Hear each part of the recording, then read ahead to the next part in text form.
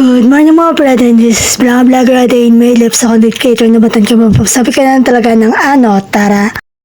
Hello guys, so another day, another video na naman nga tayo. So for today's video nga, nagsasunscreen nga lang pala tayo dyan dahil ngayon nga ang aming tupad day 1. Nagsuklay na nga rin pala tayo sa mga oras na yan. Nag-outfit check lang naman tayo, ayan lang naman yung outfit natin for today's video. Yan lang din yung mga dadali natin walay sa atas pan. Larga na tara. Pinundan ko nga lang sa Atilos at dali-dali na nga kami pumunta ng barangay. Fast forward na sa barangay na nga pala kami sa mga oras na yan. Kami pa nga lang yung tao at wala pa nga yung iba kasi may paperman pa kami. Dumating na nga si Sex at nag-attendance na nga kami at maya-maya nga dumating na nga yung ibang mga member. At na-quick meeting lang kami. Dapat nga sa PWD ako pero nasama ako sa grupo nila Ate Susan. Group kami. Hindi nga lang pala ito ang first time ko. Pangalawa ko na nga pala itong sali ng tupad. At alam ko na ang gagawin 10 days na paglilinis. 3 picture nga ang kukunin before, during at after. Bago kami maglinis, pagkalinis namin at pagkatapos namin maglinis. Nung unang araw nga noon tupad ay may na-aksidente pa pero hindi ko na nga nabinidyohan yung dahil privacy na yon. Pa-short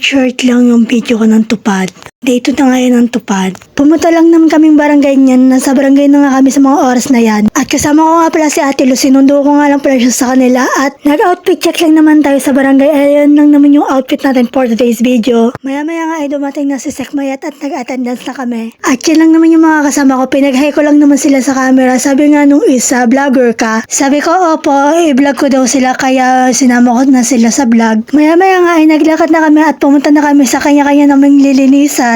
Kalabeltran nga kami malapit sa gilid doon. Yun ang aming lilinisan. Yan. Nagpicture nga muna ng before para makapaglinis na kami at maumpisa na namin ang paglilinis. Tamang video nga rin pala tayo at pakit dyan sa camera. Syempre kahit nasali tayo sa tupad ay vlogger pa rin tayo kaya nag-vlog tayo. Maya-maya nga ay nag-start na din kami maglinis at nagbunot lang naman ako ng damo dyan. Mula dito hanggang dun nga kami naglinis malapit kala Ate Lina. Yan nga yung mga kasama ko tapos na nga kami maglinis sa mga oras na yan. At pagkatapos nga namin maglinis ay umuwi na din ako sa bahay at tapos nga naglinis ako ng kwarto. Yan yung before at ito yung after. O diba Magic, sa sobrang dumi nga ng kwarto ko ay naglinis na nga ako ng kwarto ko.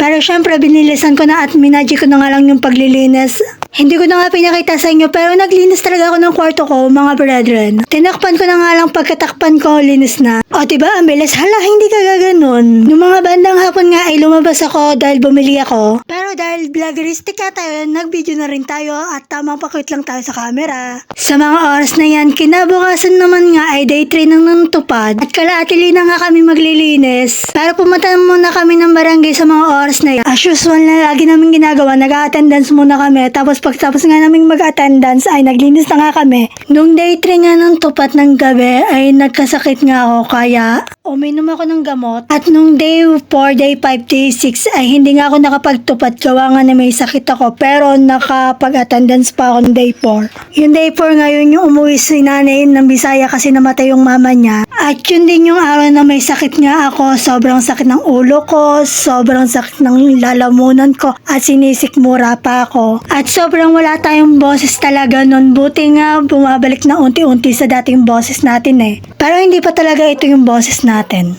Thank God at magaling na din ako at nung day 7 nga hanggang last day ay nakapagtupad na tayo. 4 days din tayong absent nun. Nagsuka pa nga tayo nun eh. Buti na lang talaga magaling na tayo at uminom din ako ng Strepsil para sa ating lalamunan. At gumawa nga lang pala tayo ng dishwashing liquid yan kasi nag-order ako. Kahit kayo, pwede nyo din siyang gawin. Tinimesap ko na nga rin pala siya kasi masyadong mahaba ang video na yan. Nahalo-halo na nga din natin siya at tinakpan lang natin siya at pinatagal ng 24 hours. Or overnight, actually hapon natin ginawa yan. Kung gusto nyo nga din magnegosyo ay pwede nyong ipang negosyo ang dishwashing liquid na yan. Or pang personal use. Masyado na nga palang mahaba ang video na to. At yun lang naman for today's video. Huwag nyo nga pala kakalumutang mag-follow, like, and share. At yun lang. Bye. God bless. Salamat sa support. I love you all.